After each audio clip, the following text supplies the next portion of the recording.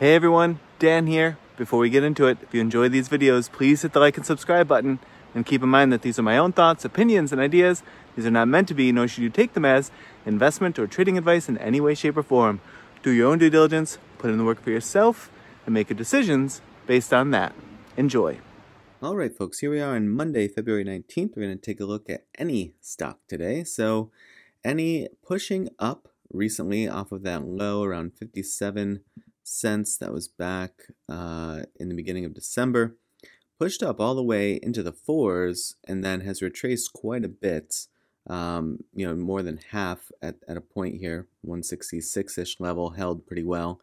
So I threw a few levels on the chart, so we'll go through that and then we'll flip over to the Think or Swim study and see where things are situated in the channel there. Now, one thing I'll just mention, somebody asked me to take a look at any, so I'm happy to come in and do it.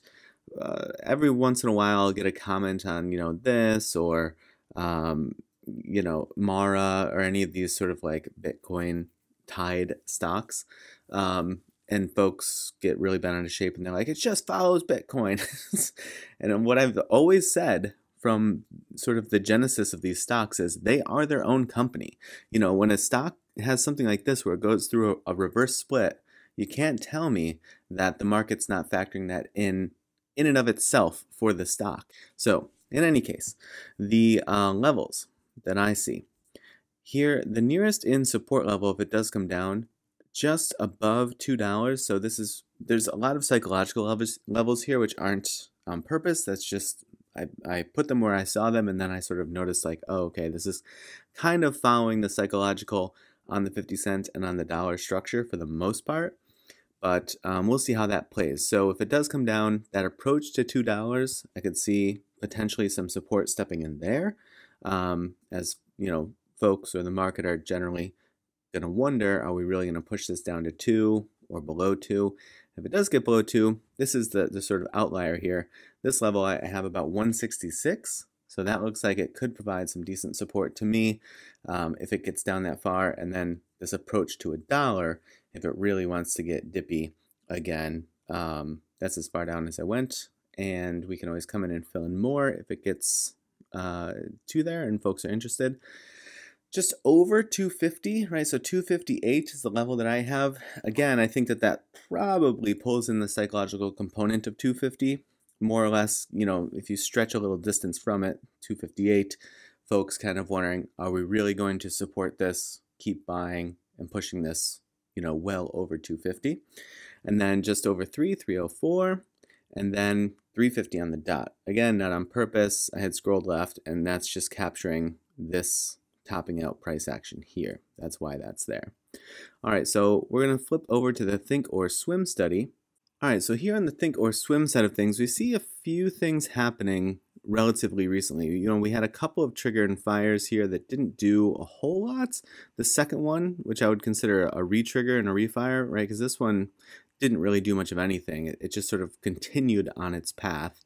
And then we got a re-trigger, refire here. That gave it a little bit of a counter move, and then a further drawdown, and then a very brief trigger and fire, and that's where we saw this big pump up. So sort of maybe you could consider it being 3 triggers and fires in the making, which you could then just chalk that up to, this indicator is kind of like blowing it as far as this stock goes. No indicator's 100% for sure, and TTM squeeze can sometimes seem to have more impact on different stocks and less impact on others. So that may just be the case with this, I don't know.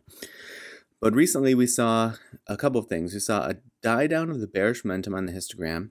Price pinned itself to the mid-range of the channel, which is held for quite a while now, and starting to pick up a little bit on the bullish momentum, but having a hard time sort of getting anything substantial going there. You see how close to the baseline this histogram has maintained. Obviously nothing like we saw here and nothing like we saw here. And you did have a 1 candle trigger and fire that shot off, but again, that doesn't seem to have the biggest impact previously like we just saw. So I'm a little bit skeptical of that. So in the meantime, you had this big run up, you got up and out of the channel. What we always look for is what's it going to do when it comes down and tests the mid-range of the channel. It did that pretty succinctly, pretty quickly. um, and it lost it, but it very quickly repinned itself to the mid-range of the channel. So I'm kind of trying to wait and see, like, is there actually going to be some relative strength here? What's this positioning for? So we'll see how that continues to play out, if it continues to pin itself there, or where it actually moves and stretches to. Obviously, it can spend a decent amount of time outside of the channel. You know, we saw it outside of the lower bound of the channel here for a few days, and then, you know, spent more time out of the upper bound of the channel up here when it had that big push. So obviously it has the capacity, it has the capability. It's just sort of, you know, I'm wondering how much this price action will compress and will sort of stabilize before it throws itself into its next fit of volatility, which is, you know, if you're the type of trader that looks for the volatility to play that, you know, then that's what you're looking for. And obviously that can go either direction. Don't think just because I say there's a big move coming or because I say there's volatility ahead, you know, that doesn't mean that it's to the upside. That could be to the downside.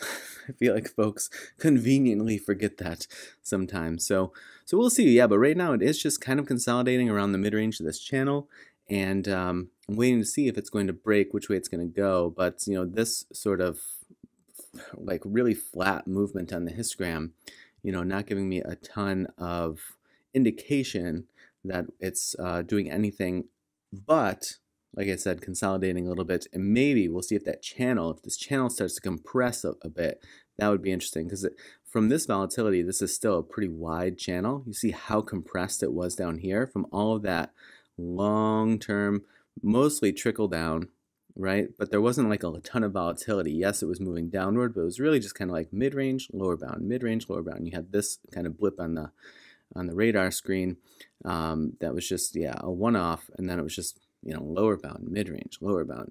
And so that compressed the channel, and that sort of then gave rise to this period of increased uptick in volatility. So I am wondering, you know, if that's going to take shape, that's going to take a little while to form and play out, because, like I said, the channel is quite wide right now. So to the extent to which that can continue to pin itself to the mid-range or kind of bounce between mid-range and one of the bounds of the channel, that may start to compress the channel over a period of time and may then lead us to another period of extreme moves in either direction. But we'll see. All right, folks, I hope that you've enjoyed your long weekend. And as always, I appreciate you watching, and I will see you in the next video.